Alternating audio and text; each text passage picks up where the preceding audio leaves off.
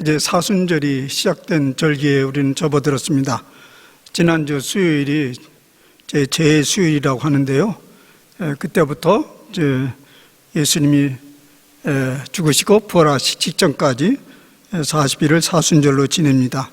전통적으로 이 날에는 종려나무 가지를 태워서 그 남은 채로 이제 이마에다가 점을 찍든지 십자가를 그리면서 하루를 보내게 됩니다. 지난 수요일날 그렇게 하지 않으셨죠? 개신교에서는 그렇게 많이 하지 않아요. 천주교에서는 모든 교회들이 하는 것 같고 개신교에서도 하기도 합니다. 이건 오래전 전통인데, 근데 이제 그렇게 죄를 찍고 하루를 다니라는 소리는 뭐냐면 이제부터 참여하고 회개하자는 의미입니다. 이 제수일 이제 특별히 이 예수님의 죽음과 순환과 죽음을 기억하면서 회개의 삶을 강조하는 기간이죠. 그런데 우리가 막상 회개를 하려면 뭘 회개할지 이제 생각이 안 날 수도 있어요. 그래서 우리가 기도할 때 보통 이렇게들 합니다. 알고 지은 죄 모르고 지은 죄 다 용서해 달라고. 이게 아주 포괄적으로 그러는데요. 좀 더 이제 40일 동안 우리 회개하는 마음을 가지면서 살도록 하기 위해서 오늘은 그 한 부분을 한번 생각해 보려고 합니다. 제수일의 종려나무를 이렇게 세워서 이마에 발린다는 것은 아까 방금 얘기한 그 말고도 여러 가지 의미가 있습니다. 우선 나는 이런 인간이다라는 고백입니다. 나는 죄로 돌아갈 수밖에 없는 인생임에도 불구하고 자주 그것을 망각하면서 살아가는 어리석은 인생입니다. 그냥 오래오래 영원히 그 자리에 있을 것처럼 살아가는 그런 인생입니다라는 것을 자각하는 기회이고요. 또 이런 역설적 진리도 있습니다. 예수님께서 순환 받으시기 위해서 예루살렘으로 오르시지 않습니까? 그걸 종려주일이라고 하는데 그날 사람들은 그를 향해서 호산나 호산나 막 흔들면서 왕으로 대접을 해 주었습니다. 그런데 그것이 불과 며칠 지나서 불과 며칠 전에서 그 청중이 동일한 입술을 가지고 그를 십자가에 못 박으소서 그를 십자가에 못 박으소서 그렇게 돌변했습니다. 어처구니 없는 일이 벌어졌죠. 깊은 자각이 없는 대중들의 생각을 말하는 것이죠. 이런 자각 없는 우리의 모습을 자세히 들여보면서 회개하는 절기이기도 합니다. 오늘 본문의 말씀은 여러분 다 묵상했잖아요. 지난 우리 제수요일 날 말씀입니다. 근데 그 말씀에서 착 들어오는 오늘 본문의 첫 말씀이 뭐냐면 사람에게 보이려고 그들 앞에서 너희를 행하지 않도록 조심해라. 사람에게 보이려고 그들 앞에서 너희를 행하지 않도록 주의하라. 깊은 자각이 없는 습관적인 행위는 10중 8구는 사람들에게 보이는 것이 첫 목표입니다. 그것을 우리는 외식이라고 부릅니다. 복음서에서는 외식하다는 말이 20번 정도 나오는데요. 모두가 예수님과의 관계 속에서 나타난 말씀입니다. 모두가 예수님과의 관계 속에서 이 나타난 의미가 있는 거죠. 특별히 예수님이 그걸 그렇게 싫어하는 부분을 한 군 얘기하자면 마태복음 23장에 보면 집중적으로 외식 이런 말이 아주 많이 나옵니다. 그 대부분의 말은 이렇게 시작합니다. 화 있을진저 외식하는 서기관들과 바리새인들이요. 화 있을진저 외식하는 서기관들과 바리새인들이요. 여러분 예수님이 이 땅에 왜 오셨습니까? 용서하시러 오셨죠. 용서하시러 오셨어요. 그래서 대부분의 잘못된 것에 대해서 관대하셨습니다. 심지어는 유대인들이 가장 증오하는 간음한 그것도 현장에서 잡힌 그 여인도 그냥 용서해 주셨어요. 눈 감아 주셨어요. 그런데 유독 외식하는 사람들, 위선적인 사람들에 대해서는 너무나 대하기를 힘들어했습니다. 너무 힘들어했어. 그래서 예수님은 그들을 향해 끓어오르는 분노를 터뜨리기도 하셨습니다. 화 있을진저. 저주 아닌 저주잖아요. 예수님답지 않는 그 저주가 입에서 나온 거죠. 왜 예수님은 유독 이런 행동을 하셨을까? 왜 이런 행동을 보이셨을까 하는 의문이 들지 않아요? 예수님답지 않는 행동이잖아요. 이렇게 판단했을 수도 있습니다. 이들은 거의 돌아올 가능성이 없다는 생각을 한 거죠. 외식과 위선적인 행위 자체가 중독성을 지니고 있습니다. 거듭된 위선은, 그것이 이제 거듭되면 스스로 의인으로 착각을 하게 됩니다. 왜냐하면 그동안 사람들에게 너무너무 좋은 인상을 주도록 그렇게 해왔기 때문에 사람들이 그를 괜찮은 사람이라고 평합니다. 좋은 사람, 심지어는 의인으로까지도 평합니다. 그래서 스스로는 내가 무엇을 회개해야 된다느냐, 그런 생각을 가질 수 있습니다. 이렇게 외식에 익숙해 가는 사람들은 자기 자신을 돌이켜볼 능력을 점점 상실해 갑니다. 예수님은 그런 사람들에 대해서 혹독했던 것 같습니다. 오늘 말씀을 들으시면서 여러분들이 그건 나와는 별로 상관없는 이야기야, 이렇게 만약 생각이 든다면 한번 스스로에게 이렇게 물어보시면 됩니다. 나는 이미 나 자신을 돌이켜볼 수 있는 능력을 지금 상실해 가고 있지 않나, 이런 생각을 해보면 됩니다. 반면에 나의 신앙의 진보를 가로막고 있는 이것이 바로 이 외식과 같은 행동이구나, 이것을 오늘 우리가 자각한다면 이 산순절 기간 동안에 그것을 회개의 목표로 삼고 살아가면 되겠습니다. 그래서 오늘 이 말씀을 전하는 것입니다. 사실 예수님이 그렇게 싫어했던 외식의 대표 선수들이라고 할 수 있는 서기관과 바리새인들이 그렇게 나쁜 사람들만은 아닙니다. 당시 유대 사람들은 그들의 삶을 매우 존경했고 그들의 삶을 사표로 삼았습니다. 그래서 한번 이런 상상을 해봅니다. 그들이 오늘 살아서 우리 가운데 돌아왔습니다. 그리고 이렇게 우리에게 물었다고 합시다. 너희들은 도대체 얼마나 잘 살기에 최선을 다하여 살았던 우리들에 대해서 그렇게 맹비난을 하는 것이냐? 너희들은 그런 삶을 흉내라도 낼 수 있느냐? 우리들은 사실 율법에 규정한 모든 것들을 할 수 있을 만큼 최선을 다했다. 어찌하여 너희들은 밤낮 입을 열 때마다 서기관들과 바리새인들 같은 이렇게 얘기하느냐? 이렇게 물어보면 어떻게 대답하겠습니까? 그들이 행했던 충실한 세 가지 경건한 행동이 있었습니다. 구제하기, 기도하기, 금식하기입니다. 유대 전통에 하면 이것을 3대 경건이라고 말합니다. 기도하기, 금식하기만 열심히 해도 얼마나 경건한 사람들입니까? 근데 거기다 대고 믿음은 행위로 드러나야 되지 않습니까? 그래서 구제까지 했으니 얼마나 훌륭한 사람들입니까? 그들이 무엇을 잘못했다는 말입니까? 결정적인 답은 이것입니다. 너희들이 행한 그런 행동들이 하나님 앞에서 행한 것이 아니다. 사람들 앞에서 행한 일이기 때문이다. 이것을 오늘 예수님께서 말씀하시는 거죠. 사람에게 보여주기 위해서 행한 것이 아니냐, 이런 질문입니다. 본문 1절에서 사람에게 보이려고 그들 앞에서 너희 의를 행하지 않도록 주의하라. 그리고 이어서 이런 말씀을 합니다. 내가 너희에게 이르노니 너희 의가 서기관과 바리새인보다 더 낫지 못하면 결코 천국에 들어가지 못하느니라. 그러니까 바리새인과 서기관들이 그렇게 나쁜 사람이 아니라는 걸 얘기하잖아요. 그런데 그보다 낫지 아니하면 결코 천국에 들어가지 못한다. 여러모로 잘한 사람들입니다. 그런데 문제는 그 잘한 경건이 그들의 영적 생활에 아무 유익이 되지 못했다는 얘기입니다. 우리가 천국 가기 위해서 예수 믿는다고 하지 않습니까?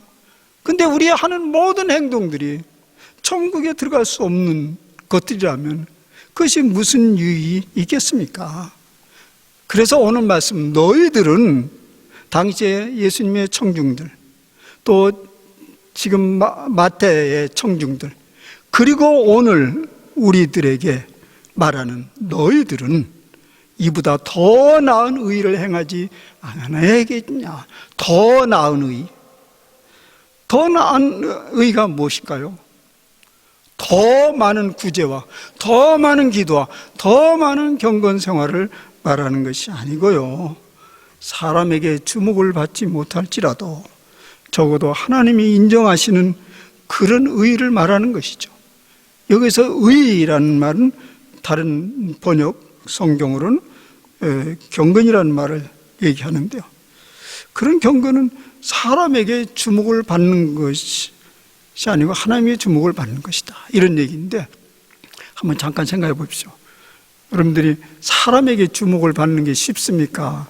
하나님에게 주목을 받는 것이 쉽습니까? 해보신 분은 알 거예요.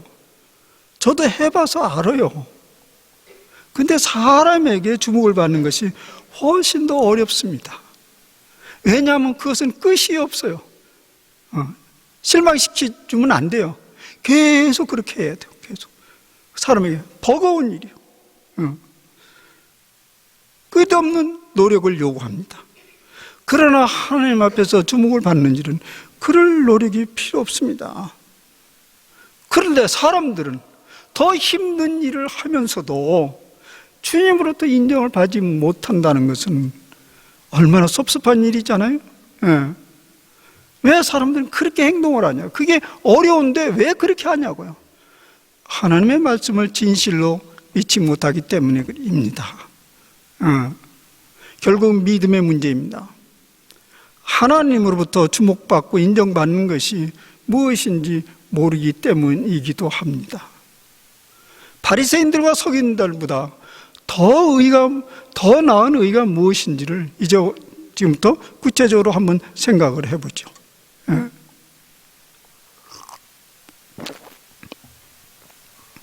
아까 얘기한 대로 더 나은 의는 더 나은 경건인데요, 세 가지 경건을 실천하면 일단 됩니다. 오늘 말씀대로 그렇게 얘기하면 세 가지를 행해라. 그럼 그것이 상을 받을 수 있는 하나의 길이에요, 오늘 말씀에 보면. 그래서 본문에는 세 번씩 이렇게 반복합니다. 너희 아버지께서 갚으시리라. 그 한 행위대로 돌려주신다는 말입니다. 그런데 본문에는 이 세 가지 행위뿐만 말하는 것이 아니라 동시에 한 가지 태도에 대해서 또 말하고 있습니다. 이 둘이 필요 충분 조건이 될 때 비로소 우리는 하나님이 갚아주시는 행위이다, 이런 얘기죠. 그래서 세 가지 경건과 태도는 이렇습니다. 첫째, 오늘 보니까 구제에 관해서 얘기하네요. 구제, 2절 4절에 구제는 어려운 사람들을, 처지를 생각하면서 돕는 행위입니다. 주로 물질적 궁핍을 돕는 행위이죠.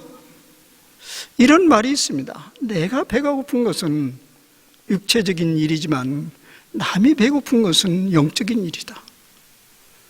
왜냐하면 기본적으로 먹고 마시는 것이 해결되지 아니하면 더 고상한 생각을 할 여지가 없습니다. 그래서 사람들을 구제하는 것은 매우 중요한 경건 행위에 틀림없습니다. 그래서 유대 율법에 의하면, 율법에 여러분들이 곳곳에서 본 대로 밭에서 추수를 할 때 깡그리 추수를 하지 않도록 합니다. 한 모퉁이를 남겨두도록 했죠. 잘 알죠? 왜 그런지요? 도저히 먹을 것을 구할 수 없는 나그네가 있어요. 과부가 있어. 땅을 다 빼앗긴 사람들이 있어요. 그런 사람들에게 구제하기 위한 방편이죠. 지금도 그런 전통은 남아 있습니다. 여러분들 이제 그 예루살렘에 가보면요, 곳곳에 재래시장이 있어요. 재래시장 보면 그 한 구덩이 이렇게 쌓아놓은 식료품이 있어요. 주로 과일이 많더라고요. 과일 빵들이 모여 있는데 그것은 절대적으로 필요한 사람들이 가져가라고 그렇게 내놓은 것입니다. 제가 미국에 발을 들여놓고 이제 먹을 것을 사러 슈퍼마켓에 첫 가면서 깜짝 놀랐어요. 뭐에 놀라냐면 어마어마하게 크고 너무 화려해요. 그게 80년대 중반이니까 당시 대한민국의 먹거리는 대부분의 구멍가게나 재래식 시장에서 해결했잖아요. 근데 그거 보니까 뭐 너무 화려하고 너무 낯설어요. 근데 거기에 이렇게 드나들다 보니까 한쪽 모퉁이에 또 이렇게 물건이 이렇게 쌓여 있더라고요. 캔, 주로 먹을 것이에요. 근데 그게 늘 쌓여 있어요. 그래서 내가 물어봤어요. 저거 뭐냐? 그랬더니 그 설명을 해 주더라고요. 절대적으로 필요한 사람들이 그저 이름 없이 가져가도록 쌓아 놓았다. 보니까 약간의 상품성은 떨어져요. 이제 유효 날짜가 얼마 남지 않는 그런 거지만, 그러나 그것을 사용하기에는 전혀 손색이 없는 그런 물품이었습니다. 하물며 예수님 당시 절대 궁핍에 시달렸던 그때 구제라는 것은 매우 중요한 경건 행위에 틀림이 있습니다. 가지고 있으면서 그걸 내놓지 않는 것은 정말 하나님 보시기에 정말 보기 딱한 일이죠. 예수님께서 보실 때 참 귀한 일임에도 불구하고 그 행위에 대해서 예수님이 눈살을 찌푸렸어요. 이거 이해하기 어려워요. 그렇게 귀한 일인데 그 구제 행위에 대해서 눈살을 찌푸렸다는 말입니다. 왜요? 외식적 행동이었기 때문에 그렇습니다. 사람들에게 좋은 평판을 기대하면서 보라는 듯이 공개적으로 구제 행위를 하는 것을 말합니다. 성경은 그런 행위에 대해서 구제할 때 너희 앞에 나팔을 불지 말라.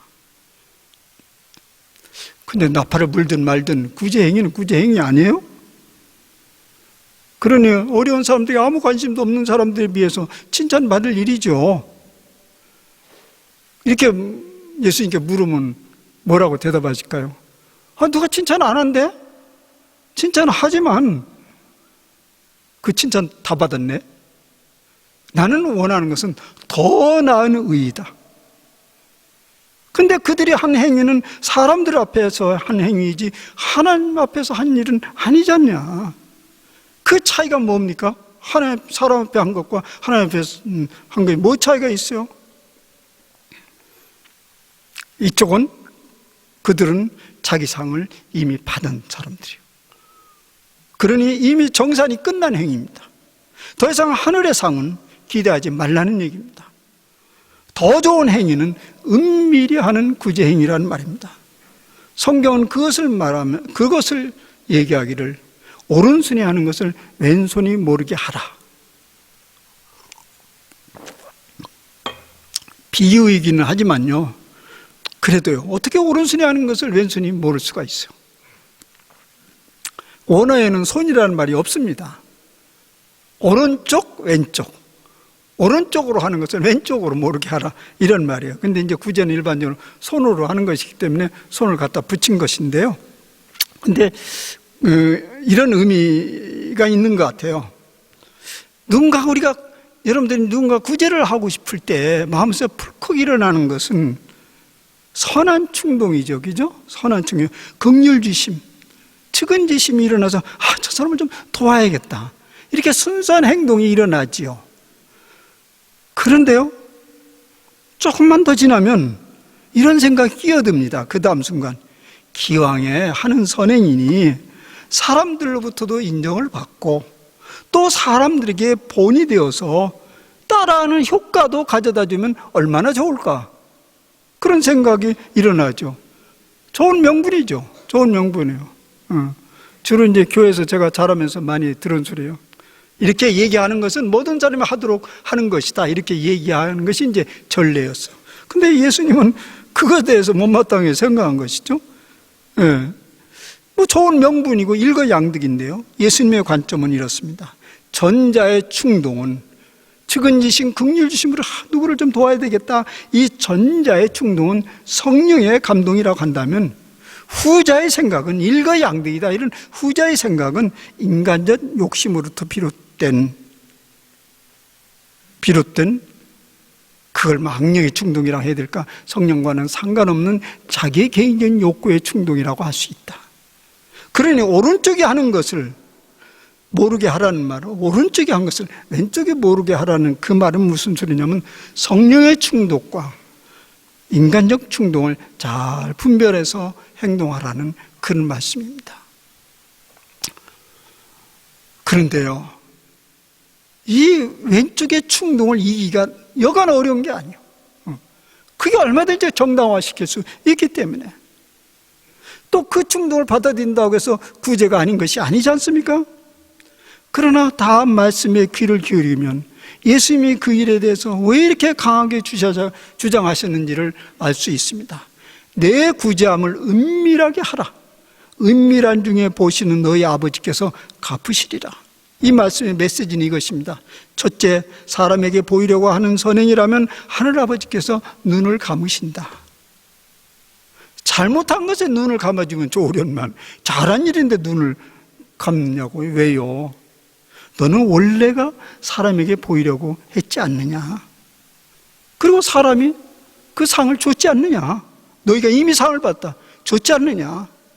정산이 나와가는 끝났다. 이런 얘기입니다. 둘째, 은밀하게 한 행위라면 어떤 의미에서 하나님이 빚을 집니다. 하나님이 그 선한 행위를 보셨으니 무엇인가 그 행위에 대한 대가를 지불해 주셔야 합니다. 사람들부터 자기 상을 이미 받았다라는 이 사람에 관해서는 시제가 완료형을 씁니다. 다 끝났다. 그런데 하나님부터는 갚으시리라, 미래형을 쓰고 있습니다. 말하자면 종말론적 저축입니다. 그런데 이 종말론적 저축을 우리가 믿을 수 없다면 당장 받아내어야 하죠. 미래가 없어 보이는 사업이나 사람들에 대해서 투자하지 않습니다. 마찬가지로 종말론적인 그 값을 믿을 수 없다면 지금 당장 받아내야 합니다. 그래도 힘들어요. 그런데 기억해야 될 것은 그렇다고 하나님이 보상이 완전 종말에만 있는 것은 아니죠. 스스로의 마음 깊은 곳에서 은밀하게 한 사람들의 그 마음은 감사와 기쁨이 있습니다. 날 표현할 수 있는 감사와 기쁨이 있어요. 남의 칭찬을 받으면 자극적인 만족은 있는데 그 다음에 끝이야. 근데 은밀하게 하면 마음속에 감사와 기쁨이 있고요, 보람이 느껴져요. 보람. 하나님께서 주신 이 물질과 재능을 저 사람이 누리고 있네. 멀리서 보면서 보람이 느껴요. 또 점점 그렇게 하다 보면 겸손함의 미덕이 쌓여져 가는 거죠. 그래서 이렇게 얘기하는 겁니다. 우리의 행위를 자세히 한번 들여다봅시다. 일상적 행위를 들여다보면 생색이 나지 않는 행위, 즉 드러나지 않는 행위에 대해서는 소극적입니다. 또 주목받고 싶은 사람들에 대한 태도와 별로 주목하고 싶지 않는 사람들에 대한 태도가 다릅니다. 말하자면 이래요. 너는 내가 베푼 것에 대해서 감사해야 돼. 이런 태도로부터 시작해서 감히 받아주십시오. 그러면 내가 감사하겠습니다. 이런 태도까지 굉장히 다양해요. 사람들의 행위에 주목을 하는 것이 이렇게 컬러풀합니다. 이러한 것들을 깊이 생각한다면 사람들을 구제한다거나 사람들을 대하는 태도에 따라서 동일한 선행을 할지라도 그것이 다 경건은 아니다. 이렇게 얘기하는 것입니다. 하나는 믿음과 경건의 열매이지만 다른 하나는 자기의 개인적인 욕심이 낳은 열매입니다. 본문에 오면 믿음이, 오늘 본문에 보면 누가 그래 믿음이 좋다 안 좋다 이런 소리 많이 하잖아요. 누가 믿음이 좋다 안 좋다 라는 외적 표지는 그 사람의 행동이 얼마나 은밀하느냐에 달려있다고 말할 수 있습니다. 두 번째 이제 경건의 행위는 기도입니다. 기도해야죠. 하나님 보시기에 기뻐하는 건 기도하는 일입니다. 기도 안 하면 하나님 무시하는 거죠. 없는 걸로 취급하니까. 당연히 기도 행위는 으뜸입니다. 경건 행위 중에. 그래서 기도하지 않는 성들을 성도라 할 수 없죠. 근데 제가 이런 소리 했다가 공박을 당한 적이 있어요. 왜 기도하지 않는 사람이 성도입니까? 다행한 뭐 이런 것처럼 의도적으로 꼭 이렇게 기도 안 했다고 해서 다 마음에 있는 거죠. 뭐 이렇게 얘기해서 그래요. 그렇다고 합시다. 그런데 이것은 어떻습니까? 이건 공감할 수 있는지 모르겠어요. 여러분들의 목회자가, 성직자가 기도와 묵상 생활과는 전혀 담을 쌓고 있어요. 그런 사람이에요. 그냥 맨날 바쁘게 돌아다니기만 하고, 맨날 여러분이 집 찾아다니고, 맨날 뭐 이런저런 활동을 하고, 그러면 여러분 그걸 목회자로 신뢰할 수 있어요? 그 사람 괜찮아요. 기분이 좋아요. 그런데 목회자로, 성자로 신뢰를 할 수 있어요? 그런 사람은 사회복지를 하든지, 아니면 재미있는 이야기꾼이 되든지, 아니면 선생을 하든지, 성직자나 목회자로 받아들이는 곤란하게 느껴지잖아요. 마찬가지로 성도들이 진지한 기도 생활로 자꾸 깊어지지 아니하면 사실 진정한 성도라고 말하기는 어렵죠. 제 입장이 아니고 예수님의 입장이요. 그런데 모든 기도가 다 한 발짝 더 나아가요. 다 경건에 유익이 되는 것은 아니라는 것에도 문제가 있습니다. 왜냐하면 그 경건이 사람들로부터 평판을 기대하는 그런 경건, 하나님께 주목받는 기도를 할 수 없습니다. 우리 중에 그런 사람 별로 없죠. 남 보게 해달라고 막 이렇게 몇 시간씩 기도하는 사람, 그렇게도 해주시죠. 내가 봐줄 테니까. 그런 사람 거의 없죠. 오늘 해당되지 않지만은 당시 신실한 유대 지도자들은 공개적으로 그렇게 기도했습니다. 사람들에게 좋은 평판을 받기를 기대했어요. 왜 그들이 사람들에게 좋은 평판을 기대했을까요? 그냥 저 사람 경건한 사람이야 그런 칭호를 얻기 위해서 그랬을까요? 그렇진 않아요. 그것도 목표가 있었습니다. 그래야 종교 지도자가 백성들을 이끌어가는데 영이 서지 않습니까? 영이 서야죠. 기도 많이 하는 사람이야. 목사님, 그것을 이제 공개하는 거죠. 그래서 우리는 종종 주변에서 듣습니다. 저 사람 40일 금식 기도를 몇 번 했다. 40일 금식 기도했는데 다른 사람에게 안 알려지는 목사가 거의 없을 거예요.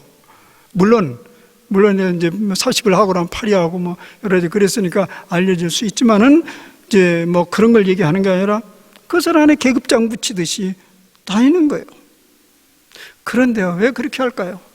당시에 바리새인과 서기관들이 백성들을 인도하는데 영이 선 것처럼 오늘 우리 현장에도 그것이 먹혀 들어갑니다.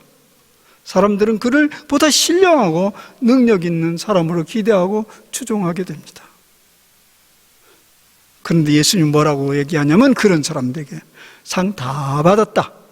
정산 나랑 끝났다. 손 털자. 그럼 어떻게 기도해야 됩니까? 내 골방에 들어가 문을 닫고 은밀한 중에 계시는 내 아버지께 기도하라. 야, 이 골방이 없는 사람 큰일이네. 그런데 여기는 그런 의미만 있는 것이 아니죠. 기도할 때 은밀함은, 은밀하게 기도하는 사람이라는 말은 사람이 보느냐 보지 않느냐의 문제만이 아닙니다. 그것은 내면 깊이로, 자기 깊이로 들어가는 기도 삶을 얘기합니다. 골방에서 기도하라는 말은 외적인 공간만이 아니고 내면 깊이의 기도를 말합니다. 근데 내면 깊이의 기도도 결국 외적인 것과 관련되어 있죠. 내면 깊이로 들어가려면 외적인 어떤 관심으로부터, 주목으로부터 끊어내야지요. 그렇지 않으면 깊이는 못 들어가요. 그 결과에 너무 전전긍긍하지 말고 오직 하나님의 처분을 간절히 바라면서 은혜만 갈망하면서 하는 기도여야겠죠. 우리가 매일매일 묵상 생활을 하자는 것도 그 은밀한 기도 속으로 들어가자는 것입니다. 새벽 일찍 일어나 매일 묵상 생활을 한다는 것보다, 매일 습관적으로 묵상을 한다는 것보다 더 중요한 것은 묵상 생활에서 구하는 것이 무엇이냐가 중요합니다. 오직 하나님을 갈망하며 그분을 주목하는 태도에 익숙해질 때 골방 깊이로 들어가는 것이죠. 제가 자주 경험하는 일인데요. 늘 그러지는 않지만 일주일에 한두 차례는, 대충 보니까 일주일에 한두 차례는 제가 말씀을 준비하기 위해서 이 묵상을 합니다. 근데 그때는 많은 경우 깊이로 들어가기 어려워요. 청중들이 자꾸 떠오르고 복잡하고. 그래서 될 수 있으면 저는 이제 그렇게 안 하려고 무척 애를 써서요, 설교 준비를 굉장히 일찍 해놔요, 하기는. 그래서 오늘 설교는 지난주에 다 끝냈고, 그래서 이게 경건 생활에 방해가 안 되기를 바라지만 여간 쉽지를 않아요. 예, 밖에 이렇게 외쳐 이렇게 관심을 끊을 수가 없기 때문에 그런 것이죠. 그래서 우리가 이 은밀한 기도를 하기 위해서는요, 중요한 것은 사실 외적 많은 그런 복잡한 관심으로부터 점점 빠져나가는 것도 중요하지만은, 특별히 중요한 건 뭐냐면 습관화된 경건 생활이 형식화되어 가는 것에 조심해야 됩니다.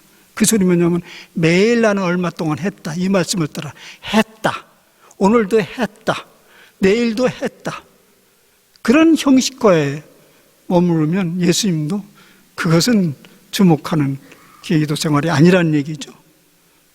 세 번째는 경건은 금식입니다. 금식도 일종의 기도와 관련되어 있지만은, 금식의 목표는 뭐냐면 자기를 겸손하게 하자는 것입니다. 자기를 낮추자는 거죠. 배고파 보세요. 교만이 다 빠지잖아. 그래서 배고파 보시라고. 나를 낮추자는 거예요. 나는 지극히 연약한 인생이요, 먼지뿐임을 인정하는 그런 행위입니다. 그런데 그것을 마치 공개적으로 또 하나의 계급장처럼 달고 다닌다면 그 본래 금식의 목표하고는 안 맞는 것이죠. 진심으로 내가 죄와 같은 존재라고 믿는다면 오히려 우리 자신을 사람들에게 자꾸 이게 드러나기를 더 주저하겠죠. 그래서 성경은 금식할 때 오직 은밀한 중에 계신 내 아버지께 보이게 하라. 그때 주어지는 상급은 이렇습니다. 지극히 작은 자는 하늘아버지에게 지극히 큰 자라 여기지는 상을 받게 될 것이다. 말하자면 금식할 때, 이 금식이라는 건 나는 정말 연약한 인생입니다, 한 끼만 굶어도 절절매는 인생입니다, 지극히 작은 자를 그때 인정할 때 하늘아버지께서 큰 자로 인정하신다는 얘기입니다. 사랑하는 여러분, 사실 지난 기독교 2000년 역사를 돌이켜보면 이 교회가 세상 사람들에 가장 강력하게 영향을 미쳤을 때는요, 사람들이 주목하지 않는 그런 행위를 많이 했을 때예요.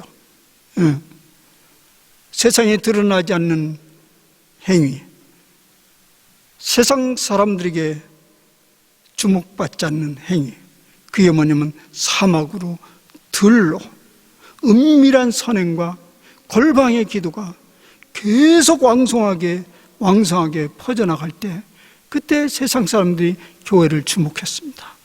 그리고 영향력을 엄청나게 행사했습니다.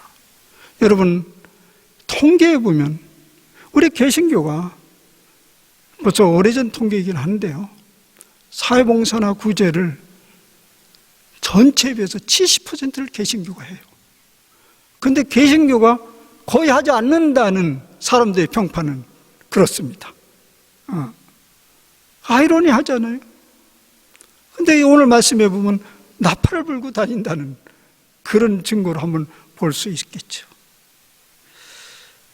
서서히 드러나는 것을 힘들어합니다. 여러분, 세상 사람들과 우리와의 차이점이 그렇습니다. 세상 사람들은 자기가 비치면, 좀만 빛만 되면 그 빛을 드러내려고 애를 쓰지만, 그러나 우리 믿는 사람들은 빛은 드러나지 않을 수가 없다라는 것을 믿습니다. 이 말씀을 준비하면서 저 자신에 대해서도 매우 부끄러운 마음이 들었습니다. 한참 준비하다가 덮어버릴까 생각도 있었어요. 지 얘기를 하는데 이런 마음이 있었는데, 제가 임의적으로 말씀을 선택했다면 덮었을 거예요. 그러나 이미 지금 2주간의 말씀부터 말씀하면서 참 저 자신에도 매우 부끄러웠어요. 저는요, 끊임없이 은근히 드러나기를 기대하면서, 주목받고 인정받기를 바라면서 은밀함이 아닌 은밀함을 추구할 때가 많았습니다. 그런 것에 나는 알죠. 그때 저는 내 안에서 시달립니다. 기도가 은밀한 속으로 못 들어가니까 중언부언 하다가 말아요. 그러면서 또 한편으로는 사람들의 인정을 기대하게 되고, 이 사순절 기간 동안 우리에게 도사리고 있는 그런 외식의 모습을 발견하고 회개하면서 은밀한 경건 생활을 한번 해봅시다. 다음 말씀을 기억하시기 바랍니다. 내가 진실로 너희에게 이르노니 저희는 자기 상을 이미 받았느니라. 그러나 은밀한 중에 보시는 내 아버지께서 갚으시리라. 이 말씀을 기억하시길 바랍니다. 기도합시다. 주님, 어리석은 저희들을 일깨워 주심을 감사합니다. 사실 천둥과 같은 주님의 목소리입니다. 우린 이 땅에 살면서 보이는 것에 주목할 수밖에 없습니다. 그것에 익숙하게 길들여져 있습니다.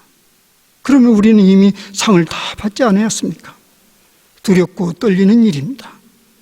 주여, 이 사순절 기간 동안 주의 말씀을 깊게 음미하면서 참으로 주님 앞에 행하고, 참으로 주님 앞에 기도하고, 참으로 주님 앞에 가슴을 찢는 그런 기간으로 살아가게 해 주옵소서.